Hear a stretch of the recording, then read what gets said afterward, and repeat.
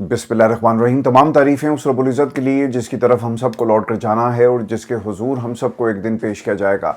अस्सलाम वालेकुम, मैं इरफान हाशमी लंदन स्टूडियो से आपको प्रोग्राम में खुश आमदीद कहता हूं। दोस्तों, आज 4 जून है, दिन है जुमेरात का और आज की हमारी ये पहली वीडियो है। दोस्तों, प्रोग्राम शुरू करने से पहले आप तमाम दोस्तों से दरख्वास्त है कि चैनल को ज़रूर सब्सक्राइब कर लें। दोस्तों, खबर ये कि आज जुमेरात का दिन और पाकिस्तान तहरीक इंसाफ की ये मुलाकात का दिन है। एक लिस्ट भेजी गई और जिन लोगों ने पिछले 6 माह से मुलाकात खान साहब की अपनी फैमिली से नहीं करवाई, वो किसी तरह भी इस लिस्ट में शामिल लोगों की मुलाकात नहीं होने देंगे।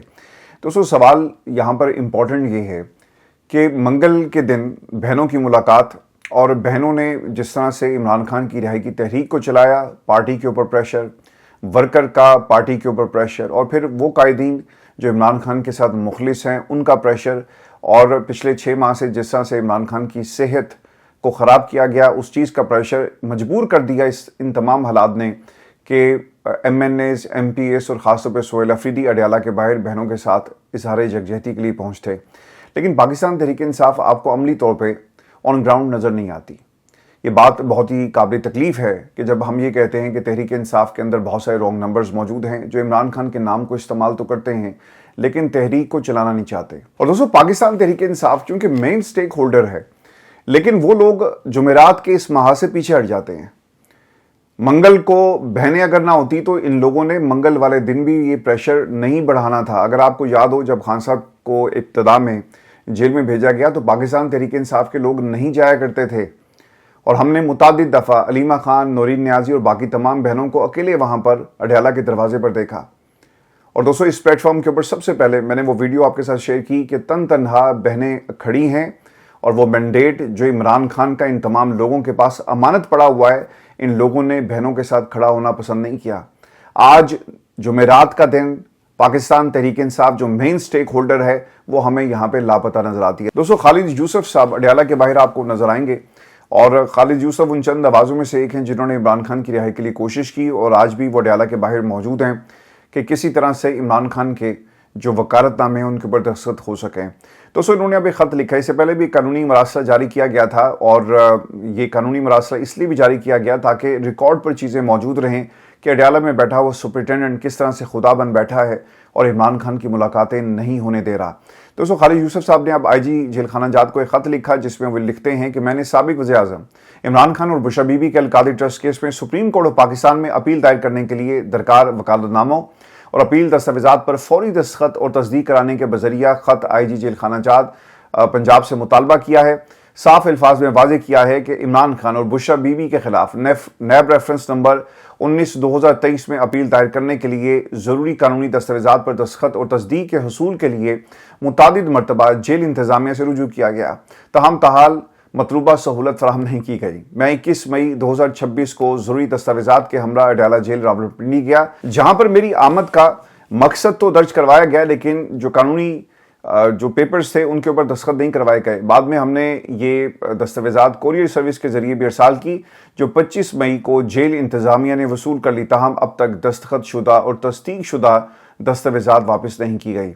25 मई को जेल इंतज़ामिया ने एक मेडिकल दरख्वास्त से मुतल्लिक वकालतनामा वापस किया, जबकि सुप्रीम कोर्ट अपील से मुतल्लिक दस्तावेजात अपने पास रखे और ईद के बाद दोबारा आने का कहा गया।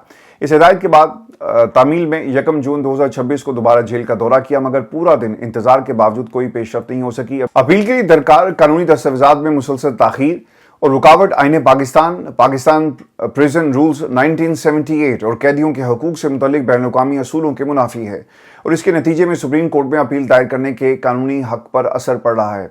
IG जेल खाना जात पंजाब से फौरी मुदाखलत की दरख्वास्त करते हुए मुतालबा किया कि अडयाला जेल इंतज़ामिया को हदायत जारी की जाए ताकि इमरान खान और बुशरा बीबी की वकालतनामों और अपील दस्तावेजात के ऊपर फौरी अमल दरामद करते हुए उन्हें 24 घंटों के अंदर मेरे हवाले किया जा सके। देखें, कैच इसके अंदर ये है, खालिद यूसुफ भाई को ये बात यकीनन मालूम है कि अडयाला का सुपरिटेंडेंट जो है वो मुल्क में ताकतवरों की मर्जी से काम कर रहा है। उसे मालूम है कि जब हुक्म होगा तो इसके ऊपर दस्तखत हो जाएंगे। और दोस्तों, इसमें कैच क्या है? कैच ये है कि डोगर साहब की अदालत से इमरान खान की सजा के ऊपर मोहर लगवाई जाएगी और फिर इसे सुप्रीम कोर्ट यानी आईनी अदालत के हवाले कर दिया जाएगा। और उससे पहले जिस दरख्वास्त के लिए खालिद यूसुफ और बाकी दोस्त कोशिश कर रहे हैं वो सजा मुअत्तली का मामला था जिसे रद्द कर दिया गया कि अब क्योंकि अपील दायर हो चुकी है, प्रोसिक्यूशन का ये मौक़िफ़ था, लिहाजा सज़ा मौतली की दरख्वास्त को हम मुस्तरद कर रहे हैं और अब आपको अपील के ऊपर, मेन अपील के ऊपर आपको अपने दलाइल देने होंगे। उनका ख्याल ये है कि जल्द से जल्द अपील पे दलाइल दिए जाएँ, वन वे और दी अदर। हमने इमरान खान की सज़ा जो है उसके ऊपर मोहर लगानी है और अगर जो दस्तखत हैं वकालतनामों के ऊपर हो गए तो ये मामला सुप्रीम कोर्ट में जाएगा, जहां पे आप इसे चैलेंज करेंगे। लेकिन चूंकि सज़ा के ऊपर मोहर लग जाएगी, सुप्रीम कोर्ट ऑफ पाकिस्तान भी कही कि जनाब अपील के ऊपर आप दलाइल भी देकर आ गए, इस्लामाबाद हाई कोर्ट ने अपना फैसला भी दे दिया, तो अब सज़ा मुअत्तली का मामला जो है वो बनता नहीं है। तो ये इसके अंदर कैच है और सारे मिलकर इमरान खान की सज़ा के ऊपर मोहर लगाने की भरपूर कोशिश कर रहे हैं। डोगर की अदालत से आपको यही रवैया मिलेगा जो प्लानिंग की गई। सुप्रीम कोर्ट ऑफ पाकिस्तान में आप जाएं तो वहाँ पे ये कहा जाता है कि जनाब ये हमारा काम नहीं है, आप जाकर इस्लामाबाद हाई कोर्ट से बात करें और मुतल्लिका अदालत इस पर आपको कोई जो एक्शन रिएक्शन देगी। आपको याद होगा सुप्रीम कोर्ट ऑफ पाकिस्तान में अफरीदी साहब की अदालत में जब ये मामला उठाया गया तो उस पर उन्होंने कहा कि जनाब हम किसी किस्म की कोई हिदायत जारी नहीं कर रहे और ये मुतल्लिका अदालत के पास आप जाएं कि इमरान खान को कहाँ शिफ्ट करना है या कहाँ नहीं करना, और आपकी ये दरख्वास्त भी नहीं है। तो ये एक दरख्वास्त के ऊपर पूरा जो केस रिलाई कर रहा है कि किसी तरह से इमरान खान की सज़ा के ऊपर हमने मोहर लगानी है। और दोस्तों ये रिकॉर्ड का हिस्सा बनती जा रही हैं तमाम चीज़ें। होना तो कुछ नहीं है, लेकिन कानूनी मरासला और इस दरख्वास्त को देने का मकसद ये था कि कल को जब हालात बदलेंगे तो इनको कानून के कटहरे में खड़ा किया जाए और कोई बचेगा नहीं। अब सवाल ये है कि क्या अमल दरामद होगा। इससे पहले भी खालिद यूसुफ चौधरी आईजी जेल खाना जात को मुतादिद बार खतूत लिख चुके हैं, लेकिन उनकी दरख्वास्त पर अमल दरामद नहीं किया जा सका। पाकिस्तान के अंदर ये जो तकरीरें कर रहे हैं ना कि मुझे क्यों निकाला और मुझे पाकिस्तान की आवाम से गिला है, दोस्तों पाकिस्तान के अंदर इनको निकालने की वजह ये सारा माहौल था। आज अगर ये निज़ाम के साथ खड़े होने की बजाय निज़ाम के खिलाफ खड़े होते ना तो इनको शायद इसका जवाब मिल जाता और इनको कोई निकालता ना।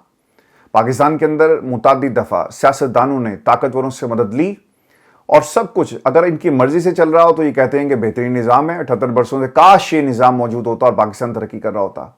अगर सब इनकी हाँ में हाँ मिलाएं, उन्हें कुर्सी पर बिठा दिया जाए तो पाकिस्तान की इस्टेब्लिशमेंट इन्हें बहुत अच्छी लगती है। अगर इनकी हुकूमत को तूल दे दिया जाए, एक्सटेंशन मिल जाए, तो जनाब ये कहेंगे कि अगर पाकिस्तान में हाइब्रिड रजीम आ जाए तो इससे बेहतर निज़ाम कोई नहीं होगा। और आपको ये लोग पाकिस्तान के अंदर तो सहाफ़ी भी बोलना शुरू हो गए कि जनाब इसी किस्म का निज़ाम होना चाहिए। और जो वो साहब सुहेल वड़ाई साहब हैं उन्होंने बाकायदा तौर पर आइन के अंदर और पाकिस्तान के सिस्टम के अंदर इस्टेब्लिशमेंट के किरदार को पर्सोनीफाई करना शुरू कर दिया कि इसको एक आइनी शेल्टर दिया जाए, यानी मिलकर कोई ऐसा निज़ाम बनाएं जहाँ पे इस्टेब्लिशमेंट का किरदार हो, जहाँ पे पाकिस्तान की सियासी जमातों का किरदार हो और अवाम को आप भूल जाएं। आप दोनों एंटिटीज़ ने मिलकर मुल्क को चलाना है। तो दोस्तों वो जो कहते हैं ना कि मुझे क्यों निकाला, वो अडयाला के हालात को देखें हैं। बाबूजी आपने तो 1 साल जेल में आप रहे ना, और वो भी 5 स्टार जेल थी। इमरान खान पिछले 3 सालों से जेल में है और 7-8 महीने हो गए कि उसके ख़ानदान से उसकी बात नहीं करवाई गई, बेटों से बात नहीं हुई। आपकी बेटी की तो बात करवा दी जाती थी और उनके पास एक फ़ोन भी मौजूद था, लेकिन इमरान खान की मुलाकात नहीं करवाई गई। तो जब आप ये सवाल पूछें तो उससे पहले अडयाला के बाहर के हालात देखिएगा। आप तो बेनिफिशरी हैं सिस्टम के, बेटी की हुकूमत, भाई की हुकूमत, आपकी पूरे मुल्क के अंदर हुकूमत, और आप तो गिलगित बल्तिस्तान में भी आपकी हुकूमत कुछ लोग फॉर्म 47 पे बनाने जा रहे हैं। और ये पीपल्स पार्टी वाले लोग आप कह रहे हैं कि ऐसा लगता है कि दोबारा से धांधली जो है वो गिलगित बल्तिस्तान के अंदर होगी और हुकूमत फॉर्म 47 की आने वाली है। और दोस्तों एक खबर आपको ये भी दें कि अडयाला के बाहर सहाफ़ी इसको रिपोर्ट भी कर रहे हैं कि जब अलीमा खान बाकी तमाम जो वज़रा वहाँ पे मौजूद थे उनके साथ बैठे हुए थे तो सख्त जुमलों का तबादला किया गया। कुछ लोगों ने इसे रिपोर्ट भी किया और प्राइवेटली अपने ट्विटर अकाउंट्स के ऊपर रिपोर्ट किया है। ये नेशनल खबर नहीं बन सकी हमेशा की तरह, लेकिन चूँकि इसमें कंट्रोवर्सी है आपको बताना ज़रूरी है। और अलीमा खान चूँकि सवाल करती हैं इसीलिए बैरिस्टर गौहर को पसंद नहीं है और बैरिस्टर गौहर आपको कभी भी अलीमा खान के साथ खड़े हुए नजर नहीं आएंगे। शबीर डार साहब के मुताबिक कल अडयाला जेल फैक्ट्री नाके पर अलीमा खान, वज़ीर-ए-आला KP के Suhail Afridi, Shafi Jan, Meena Khan Afridi, opposition leader Punjab assembly Moin Qureshi समेत PTI के कई और लोग 3 से 4 घंटे तक करीबी पेट्रोल पंप के एक कमरे में आपस में मुशावरत कर रहे थे। तो अचानक एक सूबाई वज़ीर गुस्से में बुड़बुड़ाते हुए बाहर आए। चेहरे के तासुरात ठीक नहीं थे, परेशान लग रहे थे। पहले तो मैंने पूछना मुनासिब नहीं समझा, लेकिन थोड़ी देर के बाद पूछ ही लिया, आखिर अंदर क्या बात हुई, आपकी हवाइयाँ क्यों उड़ी हुई हैं। तो मसरूफ़ ने मेरे कंधे पर हाथ रख कर कहा कि अंदर बेइज्जती प्रोग्राम चल रहा है। मैंने कोई बात की तो अलीमा खान गुस्सा हो गई, इसलिए मैं बाहर आ गया। तो वजीर मौसूफ साहब ने कहा कि केड़े पासे जाइए, किसी से मिलने जाएं तो मसला, कोई फैसला करें तो मसला, बजट की बात करें तो मसला, अब समझ नहीं आ रही। मैंने पूछा कि अलीमा खान ने तो बजट पास कराने पर नाराज़गी का इजहार किया, तो वजीर मौसूफ ने कहा कि बजट तो पेश करना पड़ेगा और ये आईनी जिम्मेदारी है। दोस्तों, पाकिस्तान तहरीक इंसाफ के अंदर कुछ लोग ये समझते हैं कि मुज़ाकरात की बात होनी चाहिए, कुछ लोग कहते हैं कि हमें मुज़ाकरात की बजाय धरना देकर बैठना चाहिए, तहरीक चलानी चाहिए। लेकिन जब तक पाकिस्तान तहरीक इंसाफ इकट्ठी बैठकर कोई फैसला नहीं करेगी, आप इसी तरह लड़ेंगे। आप देखेंगे, कल शेख वकास साहब की मैं गुफ्तगू सुन रहा था, तो उन्होंने एक तरह से सोहेल अफरीदी के खिलाफ महाज खोल दिया है। और अभी तक वो ख़त जो लिखा गया, वो किसी को मालूम नहीं कि ख़त किसने लिखा, उसके ऊपर कोई दस्तखत मौजूद नहीं है, सिर्फ वो नाराज़ अरकान। अब इस ख़त के हवाले से सोहेल अफरीदी साहब ये कहते हैं कि भाई ख़त हमें नहीं पता कि किसने लिखा। शेख वकास साहब ने कहा कि जनाब एक ख़त मौजूद है, और फिर जो गौहर साहब हैं वो कहते हैं कि जनाब बिल्कुल एक ख़त मौजूद है, कुछ नाराज़ अरकान मौजूद हैं। लेकिन ये ख़त आपका एजेंडा नहीं था, नाराज़ अरकान आपका मकसद नहीं है। आपका मकसद सिर्फ एक था कि आप इमरान खान की रिहाई के लिए कोई हिकमत अमली देते। कोई नाराज़ होता है, कोई नाराज़ नहीं होता जब तक पाकिस्तान तहरीक इंसाफ के तमाम धड़े इकट्ठे होकर इमरान खान की रिहाई के लिए कोशिश नहीं करेंगे। दोस्तों, ये मामला इसी तरह चलेंगे, ग्रुप्स बनेंगे। आज आप देखें ना कि वो शेर अफजल मरवत क्या कह रहा है, वो भी मैं आपको आगे चलकर बताता हूँ कि वो किस तरह से पाकिस्तान तहरीक इंसाफ में दरार डालने की कोशिश कर रहे हैं। और दोस्तों, आपको खबर ये भी दें कि एक इजलास हुआ है नाराज़ अरकान का। भी इजलास कहाँ हो रहा है, ये लोग कौन है, किसी एक का नाम भी सामने नहीं आया। इनके रिंग मास्टर्स का नाम सामने आ रहा है, लेकिन इनका नाम सामने नहीं आ रहा। अब इस इजलास का एक एजेंडा भी है, और उसमें बैरिस्टर गौहर के मुतालिक भी बात हुई, उनसे राब्ते भी किए गए। जो पेशावर के सहाफ़ी हैं वो बताते हैं कि इजलास में अहम फैसले, खैबर पख्तूनख्वा का आइंदा माली साल के बजट की मंजूरी, इमरान खान से मुलाकात के बगैर मंजूर ना करने पर इतफाक़, और नाराज़ धड़ा जल्द अलीमा खान से मुलाकात करेगा और इमरान खान से मुशावरत किए बगैर बजट मंजूरी का हिस्सा ना बनने का वाज़ेह पैगाम दे दिया। देखें, आप इस वजह से अगर नाराज़ हैं कि सोहेल अफरीदी आपके साथ नहीं चल रहा, भाई वो तो वहाँ पर बैठा हुआ है। ये जो 25 लोग थे, अपने आप को आइडेंटिफाई करवाएं और जाकर खड़े हो जाएं अडयाला के बाहर। अगर आप वाकई इमरान खान की रिहाई के लिए समझते हैं कि प्रेशर डालना चाहिए, तहरीक नहीं चल रही, तो आप अलीमा खान के साथ नज़र क्यों नहीं आते? ये 4-5 लोग क्यों नज़र आ रहे हैं? इनका नज़र आना इस बात की दलील है कि ये इमरान खान की रिहाई चाहते हैं और कोशिश कर रहे हैं। कोई नाराज़ होता है, कोई अंदर बिस्ती प्रोग्राम फेस करके आए, ये मैटर नहीं करता। जब तक ये लोग इकट्ठे होकर इमरान खान की रिहाई के लिए कोई लाएमल नहीं देंगे। आपको इसी तरह के, मुझे जो इस पर कैच नज़र आ रहा है ना, वो कैच ये है कि इमरान खान की रिहाई को बुनियाद बनाकर सोहेल अफरीदी के ऊपर प्रेशर डालना चाहते हैं। देखें जी, ये कुछ नहीं कर रहा और सियासत कर रहे हैं लोग। सोहेल अफरीदी साहब का कल वाज़े बड़ा एक पैगाम था कि जिन लोगों ने ये एक धड़ा बनाया है, मैं उनको भी जानता हूँ, और जो लोग इनको कंट्रोल कर रहे हैं हम उनको भी जानते हैं। अब मरवत साहब ये बता रहे हैं, सुने ज़रा ये सियासत कैसे हुई। मरवत ये कहता है जी कि अली मीन गंडापुर के साथ 25 लोग और इस्टेब्लिशमेंट के साथ 25 लोग हैं, तो ये टोटल 50 हो गए, और सोहेल अफरीदी के साथ कोई भी नहीं है। अगर सोहेल अफरीदी के खिलाफ किसी किस्म की वाकई अगर रेजिस्टेंस पाई जाती है, तो तहरीक अदम ले आओ और ताकत अपनी शो कर दो, और जो लोग मुखलिस हैं वो खुलकर इमरान खान के साथ इजहारी यकजहती करो। और दोस्तों, पाकिस्तान तहरीक इंसाफ का एजेंडा नंबर 1 क्या होना चाहिए? इमरान खान की रिहाई। तो इस पर तो किसी को कोई इतराज़ नहीं होना चाहिए। तो खुलकर आओ मैदान में और कहो कि कौन क्या कर रहा है। अगर हमारे जैसे लोग अपने प्लेटफॉर्म से बैठकर आप लोगों को एक्सपोज करते हैं, तो आप तो जमात के अंदर मौजूद हैं, आपको तो ज़्यादा एक्सपोज करना चाहिए था उन लोगों को जो इमरान खान की रिहाई के लिए मुखलिस नहीं है। लेकिन दोस्तों, ये सिर्फ एक कन्फ्यूजन फैलाने के लिए 25-25 का धड़ा और फिर सोहेल अफरीदी के खिलाफ, ये सिर्फ सोहेल अफरीदी को कंट्रोवर्शियल बना रहे हैं। क्योंकि जिस दिन से सोहेल अफरीदी ने बहनों के साथ खड़े होने का ऐलान किया, प्रेस कॉन्फ्रेंस की, वो साथ चल रहा है। आपको इस किस्म की जो ग्रुपिंग है वो नज़र आती है। इसका ताल्लुक अली मीन गंडापुर के साथ है, इसका ताल्लुक शेर अफजल मरवत के साथ है। अब देखें, शेर अफजल मरवत ये कह रहा है कि अगर पाकिस्तान तहरीक इंसाफ मुझसे रब्ता करती तो मैं देखता हूँ कि गिली बल्तिस्तान में किस तरह से हमें रोका जाता। और भाई, तुम्हें किसने रोका? जाकर कंपेन करते खान के। अगर तुम वाकई सिपाही हो तो निकलो। इनको मसला ये कि जब तक कोई मुझे आकर नहीं कहता, और ये भी आपने बात याद रखनी है कि शेर अफजल मरवत या बाकी इन लोगों के ऊपर रिलाई नहीं किया जा सकता। और दोस्तों, इन तमाम लोगों का पाकिस्तान तहरीक इंसाफ में आने का मकसद सिर्फ एक ही था कि वो किसी तरह से इस जमात के अंदर कन्फ्यूजन फैलाएं, और वो फैला रहे हैं। आप देख लें, शेर अफजल मरवत की पोजीशन आपके सामने है कि मैं गिलगित अगर जाता तो हालात मुख्तलिफ होते। तुम कहीं भी चले जाओ, हालात कभी भी मुख्तलिफ नहीं होंगे। सारे इकट्ठे जब तक नहीं होंगे, धड़े बनाकर लड़ोगे। और ये एक ग्रेटर प्लान है, पाकिस्तान तहरीक इंसाफ को के धड़ों को एक्टिव करना, इनको आपस में लड़ाना। ये इमरान खान की रिहाई के लिए, अलशिफा मुंतकली के लिए लड़ नहीं सकते। देखिए, पूरी जमात के अंदर आप इकट्ठे होकर ये प्रेशर नहीं डाल सके कि इमरान खान को अस्पताल मुंतकिल किया जाए। सर, रिहाई तो बहुत दूर की बात है, और आप आने वाले कुछ हफ्तों में देखेंगे कि सजाएं भी हो जाएंगी। फिर ये आकर ना बैरिस्टर गौहर कहेगा, वो अकेला ही गिलगित बल्तिस्तान में ना फिर रहा है गाड़ी के ऊपर, आप देख लें, उसके साथ लोग नहीं चल रहे, क्योंकि लोगों को पता है कि ये रॉन्ग नंबर है, हम इसके पीछे क्यों चलें। अगर इसके साथ चलेंगे तो इसका मतलब ये होगा कि हम इसके बातों को, इसके कॉल ऑफ फेल के ऊपर जो है हमने मोहर लगा दी, इसको हम एंडोर्स करते हैं। लोग नहीं चल रहे उसके साथ। वो शाहिद खट्टक के साथ दुनिया चलती है, उसको उन्होंने निकाल के मुल्क बदर कर दिया। सलमान अकरम राजा के साथ दुनिया चल रही थी, नईम हैदर पंजोता और the rest of the company, उनको बाहर निकाल दिया। जुनैद सफदर के साथ दुनिया चल रही थी, उसको निकाल दिया। जो जिसके साथ दुनिया चल रही है उनको आप बाहर निकाल रहे हैं, जिनके साथ नहीं चल रही आप उनको प्रोटोकॉल दे रहे हैं कि हाँ इसको इजाज़त दे दी जाए। क्योंकि पाकिस्तान में ताकतवरों को भी पता है कि यार इसके पीछे दुनिया नहीं चल रही, लोग इसको फॉलो नहीं करते, लिहाजा इसको मौका दिया जाए ताकि ये एक्सपोज हो और हम इसको इस्तेमाल कर सकें कि देखें पाकिस्तान तहरीक इंसाफ के साथ कोई नहीं खड़ा। दोस्तों, गिलगित बल्तिस्तान के अंदर पीपल्स पार्टी, नून लीग को अगर सिर्फ आप देखें ना, पाकिस्तान तहरीक इंसाफ को तो मौका नहीं मिल रहा। इनमें नून लीग के जलसों और कॉर्नर मीटिंग से बड़े जलसे और कॉर्नर मीटिंग जैसा पाकिस्तान पीपल्स पार्टी कर रही है। अगर आप लेवल प्लेइंग फील्ड तमाम जमातों को दें तो सबसे ज़्यादा आपको जो ग्राउंड के ऊपर सपोर्ट नजर आएगी वो पाकिस्तान तहरीक इंसाफ की है।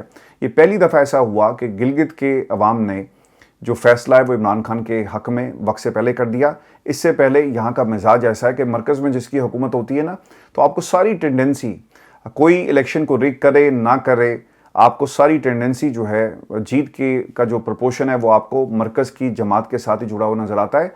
और यहाँ पे लोग इसी तरह अपनी जो कोशिश है वो कर रहे होते हैं, और वोट भी उसी बुनियाद पे दिया जाता है कि यार मरकज़ में जिस जमात को हम सपोर्ट करेंगे हमारे इलाके में काम वो करवा सकेंगे। अगर हमने अपोजिशन को सपोर्ट कर लिया तो यहाँ पे कौन काम करेगा, यहाँ पर तो वैसे ही हुकूमतें नहीं आकर काम करती। तो इस तनाज़ुर में लेकिन पहली दफ़ा ऐसा हुआ कि आपको डिफरेंस नज़र आ रहा है कि ग्राउंड के ऊपर पाकिस्तान तहरीक इंसाफ मौजूद है और लेवल प्लेइंग फील्ड नहीं दी जा रही। और दोस्तों, बिलावल जरदारी गिलगित बल्तिस्तान के अंदर जलसे कर रहा है, और बदतमीज़ी रोस्टम पे खड़े होकर करना बिलावल की शायद अब नई कोई सियासी हिकमत अमली है। और इससे इमरान खान के बारे में क्या कहा और बाकी सियासी जमातों के बारे में, इसको जवाब देना इसलिए भी ज़रूरी था। पहले तो इसे बिलावल भी नहीं कहना चाहिए, इसे बच्चा जमूरा कहना चाहिए, जिसे चाबी दी जाती है और वो बोलना शुरू हो जाता है। सुने कि पहले बिलावल क्या कह रहा है, फिर इसको हम जवाब भी देंगे। अजीब अजीब जमातों को इस दफ़ा गिलगित बल्तिस्तान भेजा गया, जिनका ना तो कोई नाम है और ना ही कोई पहचान। उन्होंने कभी जीबी देखा भी नहीं, उनके कैंप खाली हैं, पैसा तो उनके पास बहुत है। ये समझते हैं कि जैसे लाहौर में चलता है वैसे ही यहाँ भी चलेगा, यानी पैसा फेंक तमाशा देख। मगर ये उनकी गलतफहमी है, क्योंकि ये गिलगित बल्तिस्तान है, यहाँ के लोग बिकने वाले नहीं हैं। और इशारा इनका अलीम खान की तरफ था। इस्तेकाम पाकिस्तान पार्टी इलेक्शन इस वक्त लड़ रही है, और बाज़ लोगों का तो ये भी ख्याल है कि एक बड़ा सरप्राइज़ नून लीग और पीपल्स पार्टी को दिया जाएगा, और ऐन मुमकिन है कि इस्तेकाम पाकिस्तान की पार्टी पूरी की पूरी गिलगित बल्तिस्तान के अंदर शायद इलेक्शन जो है वो जीत जाए। मुझे नहीं लगता कि इन्होंने अपने हर हल्के के अंदर किसी को खड़ा भी किया है, तो लेकिन अपसेट हो सकता है, और माइट भी कि they will be in a position कि जहाँ पे एक हंग पार्लियामेंट बने और एक ऐसी हुकूमत इत्तेहाद हुकूमत बनाई जाए यहाँ पर भी, और तमाम सियासी जमातों को उसके अंदर जो है वो रिप्रेजेंटेशन दी जाए। लेट्स सी होता क्या है। दूसरी चीज़, पीपल्स पार्टी सिर्फ गिलगित बल्तिस्तान की आवाम को देख रही है।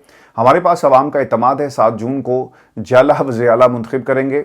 एक कैदी है 420, वो कहता है कि मैंने कहा कि एब्सोल्युटली नॉट, मगर सदर जरदारी ने लात मारकर पहले ही गैर मुल्की अड्डे बंद करवा दिए थे। अब इनकी हकीकत क्या है, इन दोनों बाप बेटे की हकीकत क्या है दोस्तों, ये आपको बताना। और वो हमारी जनरेशन जिन्होंने जरदारी का 80 की दहाई, 90 की दहाई और उससे पहले ये क्या कुछ करते रहे, इनकी हुकूमतें क्या कुछ करती रही, जिनको मालूम नहीं, उनको हम ज़रा याद करवा देते हैं।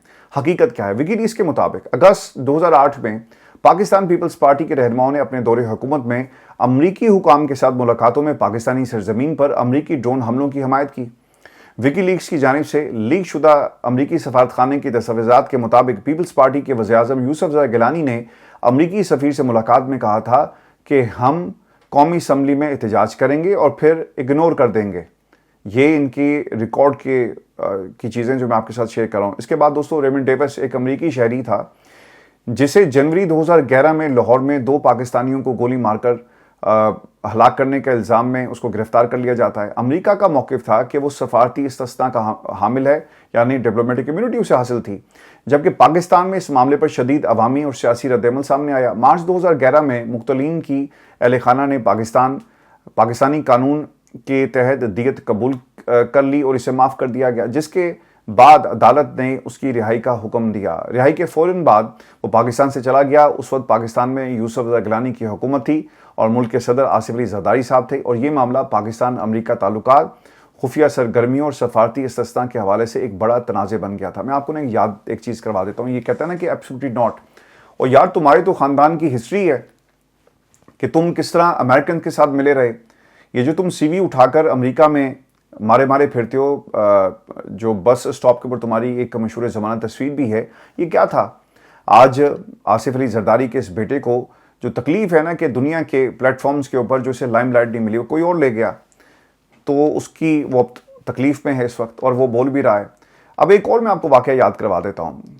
ओबामा ने अपनी किताब के अंदर लिखा, किसके बारे में लिखा? इनकी हुकूमत के बारे में। ओबामा लिखते हैं कि उन्हें तवक्को थी कि पाकिस्तान की खुद मुख्तारी की खिलाफ वर्जी के बायस जरदारी से फ़ोन पर बात करना सबसे मुश्किल होगा, मगर जरदारी ने उन्हें मुबारकबाद दी और कहा कि what ever the fall out, it's very good news. अब ये आपको याद होगा ना, जो एबटाबाद का मामला था, उसके बाद ये पूरी एक सिचुएशन बनी, और उस वक्त ओबामा ने अपनी किताब के अंदर उन तमाम हालात को लिखा कि एक इंडिपेंडेंट कंट्री के अंदर हम जाकर क्या कर रहे हैं, हम कार्रवाई करते हैं। उनके हेलीकॉप्टर्स यहाँ पर आए, उनके मेरीन्स हमारी सरजमीन के ऊपर उतरे, और किस सरजमीन के ऊपर उतरे? उस सरजमीन पर जो एक मिलिट्री टाउन है, वहाँ पर उन्होंने कार्रवाई की। कार्रवाई करने के बाद वो यहाँ से निकल गए।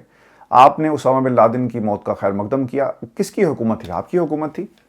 फिर इसके बाद आसिफ अली ज़रदारी साहब के ख़िलाफ़ मशहूर केसेस हैं, ये भी मैं आपको लिस्ट बताता हूँ, लेकिन एक पूरी तारीख मिलेगी कि पैसा कैसे बनाना है और पैसा कब किस तरह से बनाया जाएगा। ज़रदारी साहब तो मशहूर हैं। आसिफ अली ज़रदारी साहब के ऊपर कितने केसेस थे? ये आपके ख़ानदान की विरासत है जो आपको मिली है। आप कहते हैं कि ला तुम्हारी मर्दे हुर, उस मर्दे हुर के कारनामे देख लें। SGS corruption case, Cotecna commission case, ARY gold reference, ठीक है, फिर ट्रैक्टर केस था, पोलो ग्राउंड रेफरेंस है, स्विस मनी लॉन्ड्रिंग, और यहीं पे वो साहब लंदन की सड़कों पे फिरा करते थे, जो पूरा रिकॉर्ड वहाँ से लेकर आ गए। जरदारी साहब के हाथ से हैंड पिक्ड एक वज़ीर-ए-आज़म ने ख़त नहीं लिखा, उसे अपनी हुकूमत से हाथ धोने पड़े, क्योंकि मालूम था कि अगर मैंने ख़त लिख दिया तो यकीनन हमारे खिलाफ कार्रवाई हो सकती है, जरदारी के खिलाफ कार्रवाई हो सकती है। सारी तारीख है आपके ख़ानदान की। जाली bank accounts, park lane state case, Thatta water supply, mega money laundering cases, New York apartment case, आमदन से ज़ायद असासा जात case, Karsaz corruption reference, BMW दरामद केस, किक बैक्स, कमीशन से मुतल्लिक रेफरेंसेस, एक पूरी तारीख है। जुल्फ़िकार अली भुट्टो ने असम्बली इजलास नहीं बुलाया था, याद कर लें। मशरिक़ पाकिस्तान के साथ जो कुछ हुआ वो आपके आज तारीख का हिस्सा है। मशरिक़ पाकिस्तान हमसे अलग हो गया, लेकिन आज जरदारी का बेटा हमें ये बता रहा है कि एक ही मर्द हुर आया। तुम लोगों की तो एक पूरी तारीख है मुल्क को धोखा देने की। आज तुम इमरान खान जो जेल में कैद है, वो अपने दिफा में कुछ कह नहीं सकता। आज वो अपना दिफा खुद से नहीं कर सकता, अपने अल्फाज से नहीं कर सकता। आज तुम इतने दलेर हो गए, इतने शेर हो गए।